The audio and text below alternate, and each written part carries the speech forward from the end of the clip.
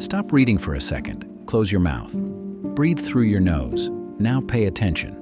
Really pay attention. Which nostril is doing the work? One of them is open. The other is half shut. You've never noticed because you've never had a reason to notice. But right now, right this second, one side of your nose is carrying roughly 75% of your airflow and the other is barely pulling its weight. It's not sick, it's not broken, it's on break, and in a few hours they'll switch. This is called the nasal cycle. It's been happening inside your face since the day you were born. It runs on a clock of 2 to 6 hours, silently, automatically, without your knowledge or consent, controlled by a part of your nervous system you have no conscious access to. One nostril opens, the other closes. Then they trade, back and forth, all day, all night, for your entire life. I found this while researching something else entirely. I was looking into autonomic nervous system rhythms, the body's hidden clocks, when the nasal cycle appeared in a footnote. A footnote. A biological oscillation that affects respiration, cognition, nervous system balance, immune function, and sleep architecture, present in 80% of the human population from birth to death, and it was sitting in a footnote. Not in a chapter, not in a section, not in a headline. A footnote. That's when I started asking questions that nobody seemed to want to answer. Here's what I want you to understand first. Your nose has erectile tissue in it. The interior of your nasal passages contains tissue that is functionally identical to the tissue in human genitalia. It swells and shrinks in response to blood flow controlled by the autonomic nervous system, the same system that runs your heartbeat, your digestion, your pupils, everything your body does without asking you. When the sympathetic nervous system activates on one side, the blood vessels constrict, the tissue shrinks, and the airway opens. Simultaneously, on the other side, the parasympathetic system takes over. The vessels dilate, the tissue swells, and the passage narrows. Your nose is not a tube, it's a valve that alternates sides on a timer you didn't set and can't adjust. And it's been running since before you knew you were alive. The standard explanation for why this happens is moisture regulation. The working nostril dries out from filtering and warming the air. The resting nostril recovers, rebuilds its mucus lining, rehydrates. They rotate.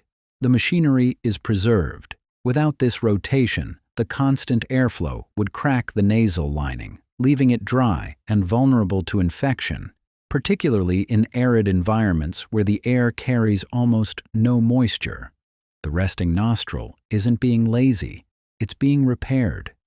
That explanation is true. It's also the one you're allowed to hear, because the nasal cycle does something else, something that was documented in a laboratory in the 1980s and then quietly shelved. A researcher named David Shanahoff-Kalsa at the Salk Institute in San Diego connected nasal airflow to brain hemisphere dominance. He attached EEG electrodes to subjects' scalps and monitored which nostril was dominant at the same time. What he found should have rewritten the textbooks. When the right nostril was carrying more air, the left hemisphere of the brain showed greater electrical activity. When the left nostril was dominant, the right hemisphere activated. The nasal cycle and the brain's hemispheric oscillation were not just correlated, they were locked together, swinging in rhythm, one driving or reflecting the other. This raises a simple but critical question. If your nose is quietly toggling your brain between analytical and creative processing every few hours, why is this not the first thing they teach you about your own body? The left hemisphere handles language, logic, sequential processing. The right hemisphere handles spatial awareness, pattern recognition, emotional processing, creativity. And the switch between them is linked to which side of your nose is open. Your ability to solve a problem, compose a sentence, navigate a room, read a face, fluctuates across the day on a 2 to 6 hour pendulum. And the pendulum is in your face. In 1993, Jella and Shanahoff-Kalsa tested this further. Subjects performed better on verbal tasks when the right nostril was dominant, better on spatial tasks when the left nostril was dominant. The nostril wasn't just correlated with brain activity, it was correlated with cognitive performance, with what you're good at in a given hour, with the architecture of your thought at any given moment. The students who stare at a math problem at 3 in the afternoon and can't think, then return to it at 7 in the evening and solve it in minutes, may not be fresher. They may simply be breathing through a different nostril. The deeper I went into this, the more I found research that had been conducted, published, cited a handful of times, and then left alone. Not refuted, not discredited, left alone. The kind of leaving alone that happens when a finding is too solid to attack and too inconvenient to promote. Because here's where the thread connects to something older, something that somebody mapped 3,000 years before Shanahoff Khalsa plugged in an EEG machine. In the yogic tradition of India, the nasal cycle wasn't discovered in the 1980s. It was the foundation of an entire system of practice called pranayama, the science of breath. The right nostril channel was called Pingala, associated with the sun, with heat, with active energy, with the outward-facing functions of the body. The left was called Ida, associated with the moon, with coolness, with rest, with the inward-turning functions of recovery and contemplation. The third channel, Sushumna, represented the rare state of balance when both nostrils flow equally, a state the yogic tradition considered sacred, the moment of equilibrium in which meditation was most effective and insight most accessible. The practice of anulom vilom, alternate nostril breathing, in which the practitioner manually closes one nostril and breathes through the other, then switches, was developed specifically to control the oscillation that the body performs automatically. The yogic texts were not poetic about this. They were prescriptive. Breathe through the right nostril before physical or mental exertion. Breathe through the left before sleep or meditation. The right stimulates, the left calms. These weren't suggestions, they were protocols, developed over centuries of practice, transmitted through an unbroken tradition of embodied knowledge that treated the nose not as a breathing tube, but as a control panel for the nervous system. And modern research confirms it. Studies on unilateral forced nostril breathing have demonstrated that right nostril breathing measurably increases sympathetic nervous system activity, raising heart rate and blood pressure. Left nostril breathing increases parasympathetic activity, lowering both. Plasma catecholamine levels, the stress hormones adrenaline and noradrenaline, fluctuate in synchrony with nasal dominance. The side of your nose that's open is not just affecting your breathing, it is modulating the chemical environment of your bloodstream. The yogic system wasn't approximating the science, it was the science, described in different vocabulary, validated by different methods, arriving at the same conclusions 3 millennia apart. Now here's what keeps me awake. That yogic system was dismissed for over a century by Western medicine as mysticism, as pseudoscience, as the breathing exercises of a culture that hadn't yet developed proper physiology. The same institution that couldn't explain why the nose had 2 holes was dismissing the tradition that had mapped the reason thousands of years before the EEG existed. The pattern is familiar. The ancients said twins feel each other's pain. Neuroscience found mirror neuron activation and physiological correlations in separated twins. The ancients said yawning let something in. Neuroscience found contagious yawning linked to empathy and the opioid receptor system. The ancients said the nose's 2 channels governed the body's energy states. Neuroscience found the nasal cycle linked to hemispheric dominance and autonomic balance. In every case, the ancient observation was precise. In every case, the modern confirmation was published and then buried in a footnote. As if they were following instructions they didn't fully understand. Now, let's talk about sleep. Because the nasal cycle is tied to your sleep in ways that the sleep industry has never acknowledged. During REM sleep, the cycle continues. During deep sleep, it slows. Left nostril dominance, the parasympathetic channel, the cooling, calming side, is associated with easier sleep onset. If you've ever lain in bed unable to sleep, rolled to your other side, and felt something shift, something that wasn't quite physical but wasn't quite psychological, a loosening, a settling, a release, this may be why. You changed the pressure on your nasal passages. You shifted which nostril was dominant, and your autonomic nervous system adjusted its balance between activation and rest. The mechanism is physical. Lie on your right side and the left nostril tends to open, activating parasympathetic, calming pathways. Lie on your left side and the right nostril takes over, tilting the system toward sympathetic, activating mode. The body uses gravity and pressure on the axillary nerve under your arm to toggle the cycle. You've been doing this your entire life, rolling over in bed, finding the position that lets sleep in. And the reason one side works and the other doesn't, in that moment, at that hour, may have nothing to do with the mattress and everything to do with which nostril the position opens and what that does to the branch of your nervous system that decides whether your body stays alert or surrenders to rest. Ayurvedic medicine, the traditional Indian system that developed alongside yogic practice, recommended sleeping on the left side to aid digestion. The mechanism they described, activating the right nostril's solar channel to increase metabolic fire, aligns with the sympathetic activation that right nostril dominance produces. Once again, the ancient protocol and the modern measurement describe the same event. And once again, the ancient protocol came first by several thousand years. Now here's something the medical literature mentions only in passing, if at all. The nasal cycle affects your sense of smell.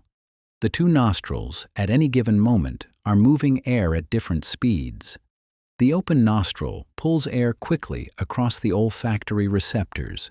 The congested nostril moves air slowly, and different chemical compounds require different airflow speeds to be detected. Fast-moving air captures light, volatile molecules. Slow-moving air captures heavier ones. Your two nostrils, by operating at different speeds simultaneously, are giving your brain two different olfactory readings of the same environment. Two datasets, two speed profiles, merged into a single perception of smell that is richer than either nostril could produce alone. You've been smelling in stereo your whole life, and the alternation between nostrils ensures that each side gets a turn at each speed, so across a full cycle, your brain receives the complete olfactory picture. The nose isn't just managing airflow, it's managing perception. It's using the cycle to build a more complete sensory model of the world than a static, symmetrical system ever could. The cycle changes with illness. When you have a cold and both nostrils feel blocked, what's actually happening is that the nasal cycle's amplitude has been increased by inflammation. The congested side gets more congested. The open side gets less open. The oscillation is still running, still switching, but the window of relief on the open side is narrower, and the congestion on the closed side is deeper. That's why a cold feels like it migrates from one nostril to the other across the day. It's not migrating. Your nasal cycle is still operating beneath the illness. The cold is just making its invisible rhythm visible. The cycle changes with age. In children, the oscillation is faster. In elderly individuals, it becomes irregular or attenuated. Disruption of the nasal cycle has been associated with Alzheimer's disease, schizophrenia, and diabetes. Whether the disruption is a symptom, a contributor, or a diagnostic marker remains unknown, not because the question is unanswerable, because the research hasn't been funded. Because the nasal cycle sits between disciplines, too simple for neurology, too subtle for otolaryngology, too unmarketable for the pharmaceutical industry, a free function of a body that's already doing it, and what can't be sold tends not to be studied. The silence was deafening. Because consider what we actually have here. A biological oscillation that governs which hemisphere of your brain is dominant at any given moment. That influences your cognitive performance, your sleep onset, your autonomic nervous system balance, your hormonal environment, your olfactory processing. That was independently mapped by two civilizational knowledge systems separated by 3,000 years. That operates continuously in 80% of the human population. That can be consciously directed through breathing techniques that have been practiced and refined for millennia. That requires no device, no subscription, no appointment, no chemical. A free tool, built into the body, already running, waiting to be used, and it is taught nowhere. It appears in no standard medical curriculum. No doctor has ever told you about it. No biology teacher has ever mentioned it. No health article has ever placed it where it belongs, which is at the center of our understanding of how the body regulates its own cognition, its own rest, its own balance between action and recovery. I don't have a complete theory for why this knowledge sits in the margins. I have a question that multiplies the deeper I look. Why is a biological oscillation documented by neuroscience and validated by 3,000 years of yogic practice treated as a footnote in the medical literature? Why has the connection between nasal dominance and hemispheric activity not been integrated into clinical neurology? Why has the yogic system that mapped this mechanism millennia before the EEG existed not been credited as a legitimate physiological framework? Why does a free, built-in, continuously operating system for modulating cognition and autonomic balance receive less research funding than a single pharmaceutical sleep aid? And the question underneath, the one that sits in the tissue inside your nose, swelling and shrinking on a clock you didn't set. What else is the body doing right now, automatically, mapped by traditions that modern science dismisses and confirmed by instruments that arrive thousands of years after the knowledge that nobody has told you about because nobody can charge you for something your body already does? Put your finger under your nose right now. Feel the air. Feel which side is pushing harder. That's the awake nostril. That's the side that's been running your breathing and tilting your brain's processing for the last few hours while you read every word of this without knowing. The other one is resting, recovering, rebuilding, waiting for its turn. In a few hours, they'll trade. You won't notice. You'll go about your day, solving problems, drifting into sleep, rolling over in bed without knowing why one side feels better than the other. And the whole time, behind the face you see in the mirror every morning, a valve will be turning.